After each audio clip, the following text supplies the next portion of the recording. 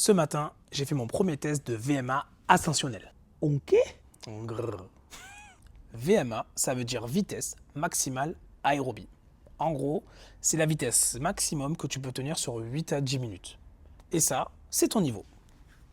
Et il en existe plusieurs. Il y a la VMA ascensionnelle dont on va parler, la VMA continue, qui est la plus connue, à plat, et il y a même la VMA intermittente. Ton choix de VMA va dépendre en réalité de ce que tu cherches à faire dans tes projets de course. Admettons que tu veux faire un marathon, la VMA continue, elle, a beaucoup plus de sens. À l'inverse, tu dois faire du trail, la VMA ascensionnelle est peut-être plus indiquée pour toi. Ton test de VMA va te permettre deux possibilités. Soit de t'entraîner sur de l'endurance, en fait tu vas répéter à la vitesse que tu as établie grâce à ton test des entraînements à cette vitesse-là et tu vas en maximiser de plus en plus pour durer dans le temps. Ou alors, tu vas augmenter crescendo ta vitesse pour essayer de gagner en puissance.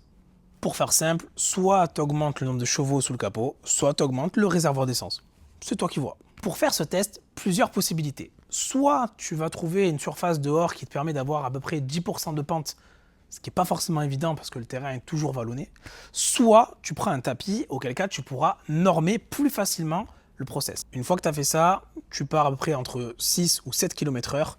Toutes les minutes, tu augmentes de 0,5. La pente ne change pas, mais tu augmentes de 0,5 jusqu'à ce que mort s'en suive. Et là, tu auras ta valeur. C'est un test qui doit durer entre 5 à 15 minutes maximum. Si tu es en dessous des 5 minutes, c'est que ta vitesse de départ était beaucoup trop importante pour toi. À l'inverse, si tu es au-dessus des 15 minutes, c'est que la vitesse était un peu trop basse pour toi. Et c'est ça, dis-moi en commentaire combien tu as fait, comme ça on rigole un peu. Ah, et ça, c'est une balle de massage.